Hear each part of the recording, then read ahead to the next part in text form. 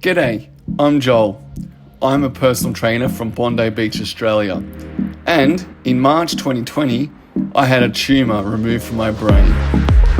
I created this YouTube channel to bring motivation, support, and insights to anyone going through a brain surgery journey of their own.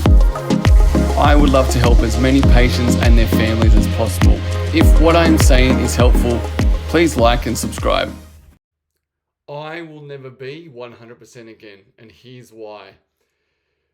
So when my surgeon cut into my brain to remove the tumour, he knowingly cut into tissue which affected many parts of my body and sadly will never be the same again. No matter how much rehab, how much positive thought, and how much effort I put into moving forward, some things will never be the same, and I've completely come around to accepting that. The way I get past this is I put things into perspective. I'm alive. So if I'm alive and I have challenges with doing up buttons on my shirt, tying my shoelaces, and walking up and down stairs, I'll live with that. I'm completely fine with that. I would rather have those daily challenges to overcome than not be here at all. So yeah, I see myself as very lucky and grateful.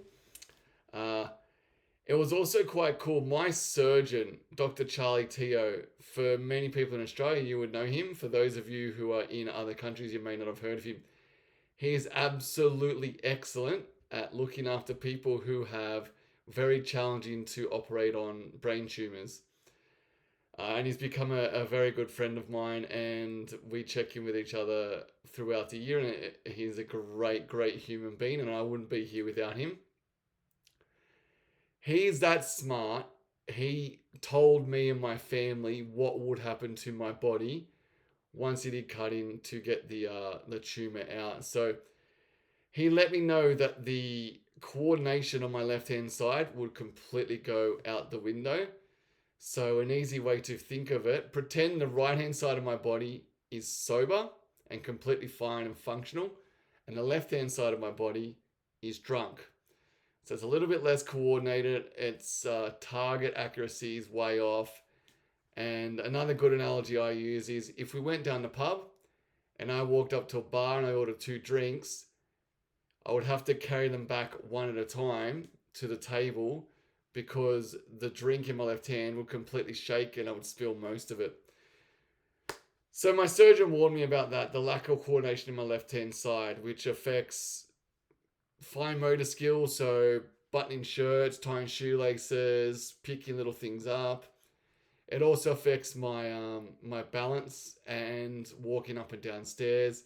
Because as you can imagine, having the left hand side of you drunk and accuracy trying to put your feet on stairs up and down, it makes it quite challenging.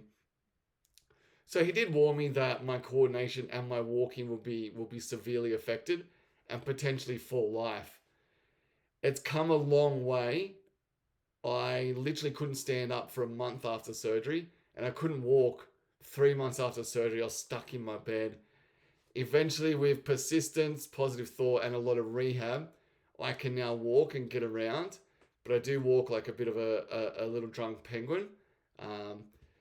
So that's one thing. As well as another really bizarre thing, which I don't know if I'll ever recover from 100%, is my swallow.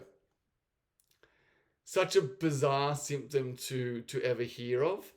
And I will go to more detail in my swallow in other videos.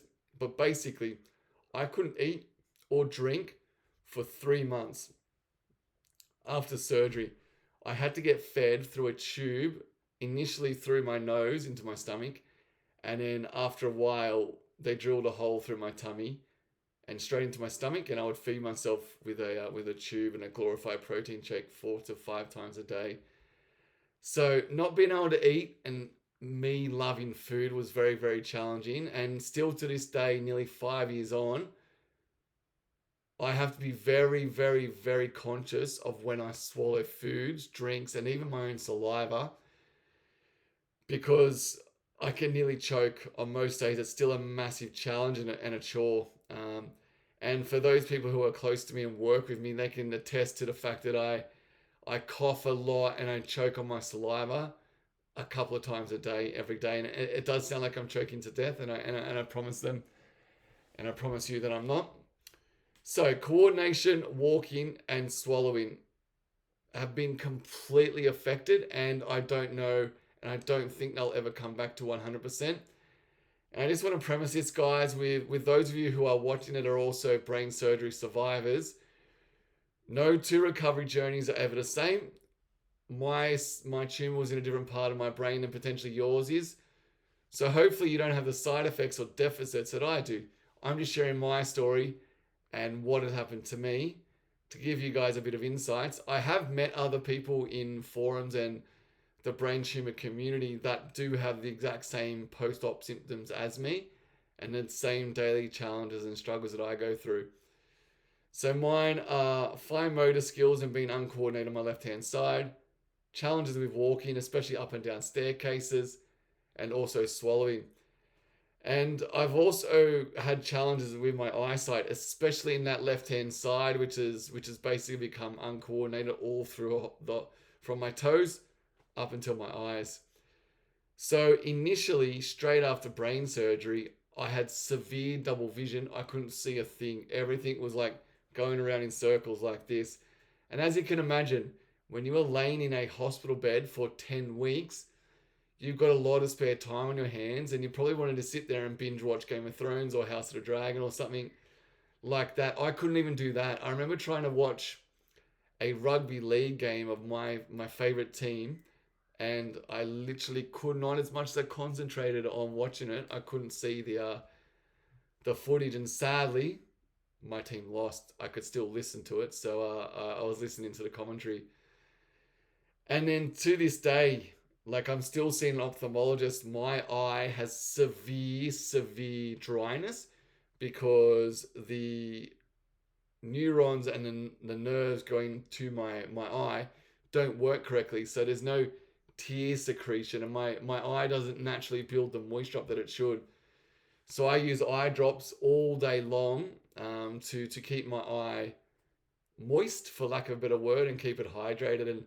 And in winter, when it's really cold outside, or even in summer when there's aircon, my eye dries out a lot, and I can go from perfect vision in the morning to completely blind in that one eye by the afternoon.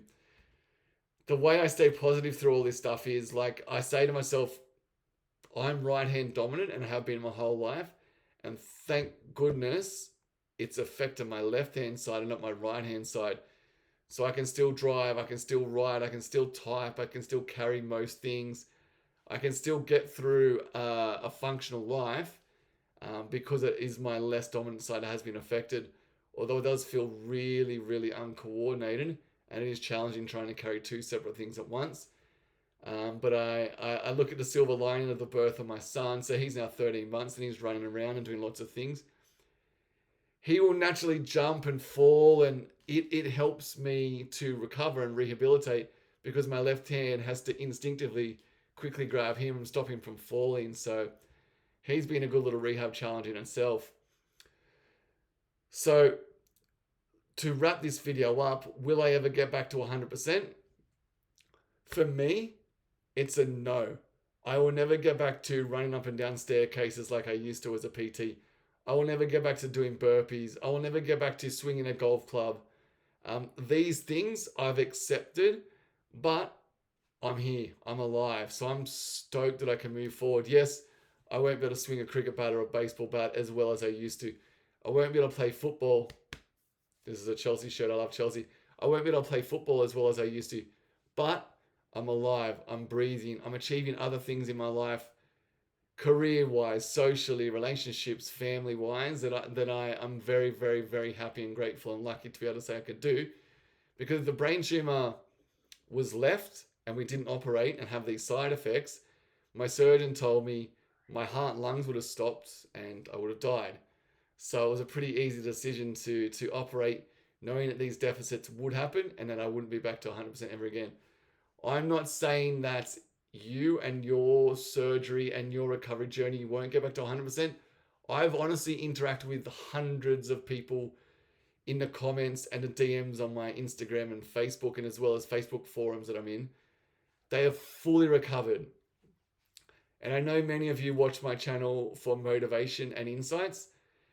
Just because I'm not going to 100% fully recover to where I was before doesn't mean you won't. And I honestly wish you all the best.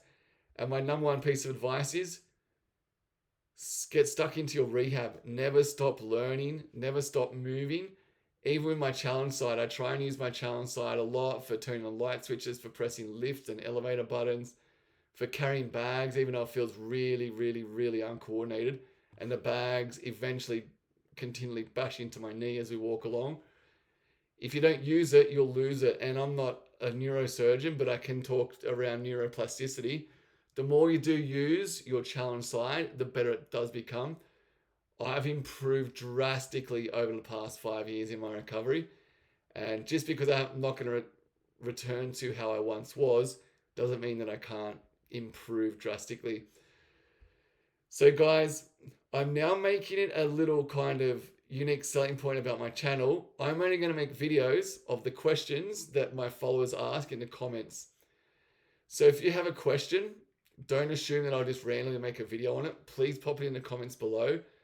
I am here and I'm dedicating my spare time on my channel to educating and motivating and giving insights to other warriors in the community who have a recovery journey ahead of them, or who want to know more about my story. So please fire your direct questions in the comments below and I will make a video to answer your questions. All right, guys, please like and subscribe. Please help the algorithm get my videos out to more and more people. And in the interim, I'll see you in the next one. Peace.